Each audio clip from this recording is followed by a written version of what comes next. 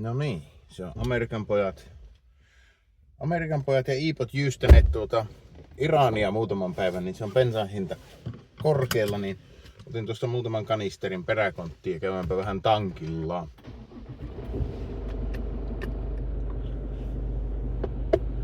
Katsotaan miten hyvin se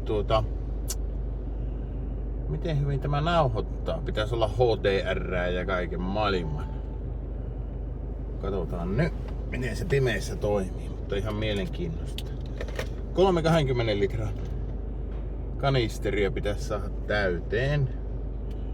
Hinta on jo noussut, tietenkin tänään on keskiviikko ja oliko se nyt lauantai vai sunnuntai? Sunnuntai-aamuna se taisi olla täkäläistä aikaa, kun ne aloitti ne pommitukset, niin ihan se on ehtinyt hinta noussa, mutta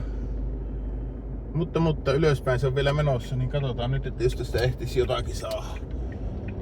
Oliko se dollari 68 per litra näytti olevan tuon Petrol Spy-appin mukaan. Joka ei sinänsä vielä ole kauhean kallis. Dieseli oli sitten dollari 90, dollari 89. Tässä autossa on vaan tankki on melkein 80% täynnä, niin me en tai sitä dieseliä tankata ollenkaan. Me vaan täytän nuo 60 litraa, otan 91 bensaa. Nyt näkyy kuu tuolla taivaalla noin hyvin, kun eilen olisi ollut se Blood Moon. Eli mikä se on? Kuun pimennys. Solar Eclipse, eikö Lunar Eclipse, niin. Niin eilen olisi 10 aikaa ollut se ja siitä monet laittoi kuvia nettiin, mutta täällä oli ihan pilvistä. Käytiin me vähän kuikuilemassa pihalla Henrin kanssa, mutta eipä sitä mitään näkynyt, niin turhaa hommaa. Turhia miehiä turhassa hommassa. Tuossa Apkolla näytti olevan halvinta bensiiniä Petrol Spyn mukaan. Katsotaan pitääkö se paikkansa.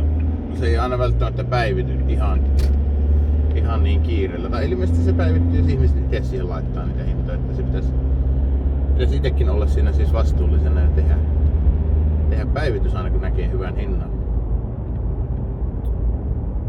Kello on 10:09 illalla. Tähän aikaan vuodesta auringon lasku on jo tuossa 8 aikaa, että täällä on jo ihan pimiä. Me pistän tämän videon sitten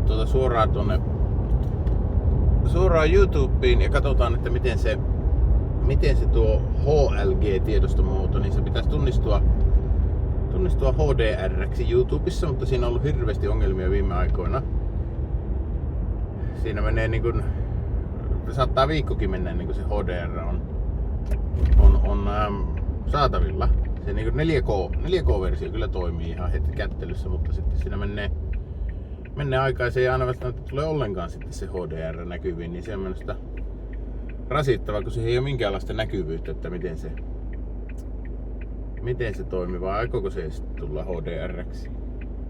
Mulla on mennyt aikaa ja tupakkia siihen, kun mä oon yrittänyt Premierellä ja DaVincilla molemmilla tehdä eri exporttia siitä, kun pitää olla timelineit, pitää olla tietyssä formaatissa ja kaikki. Ja Geminalta ja Grokilta on kysynyt apuja siihen. Ne on sitä mieltä, että DaVincilla pitäisi onnistua paremmin. Mutta yksikään video, jota mä oon DaVincilla tehnyt, niin ne ei ole toiminut ne ei ole vieläkään YouTubessa tullut HDR-ksi, vaikka on ollut siellä yli 10 päivää taitaa olla jo. Toisaalta suurin osa suoraan droneista laitettu video, niin ne kyllä tunnistuu sitten HDR-ksi noin viikon sisällä, mutta ei kaikki nekään.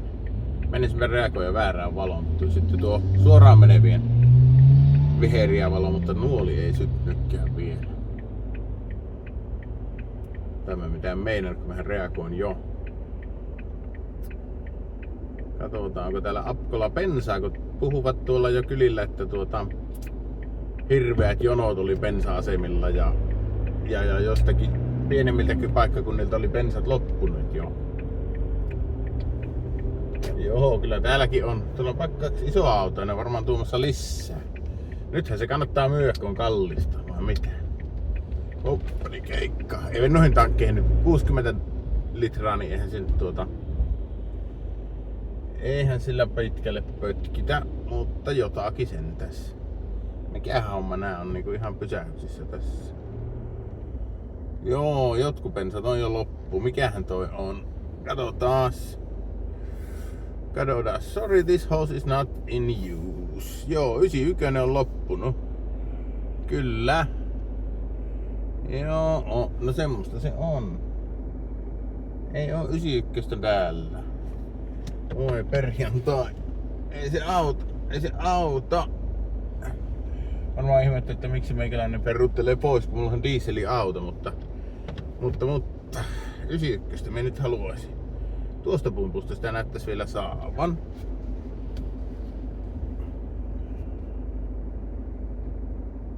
Mahtuuko tuosta? Juuri mahtuu. Täällähän on ihan niinku viimeisen aikojen meininki. Tämmönen jengi ostaa päämärkänä ilman takaraivoa. Mihin se meni se ukko tuosta autosta nyt? Se minusta tuossa pyöri.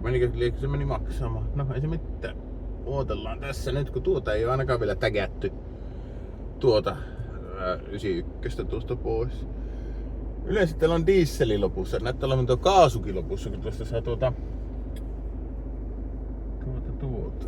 Onko tuo? Joo, ilmeisesti tuo LPG-kaasu, en mä niistä tiedä. Vielä jotkut autot silläkin kulkee. Se on erikseen tuota kaasutankki.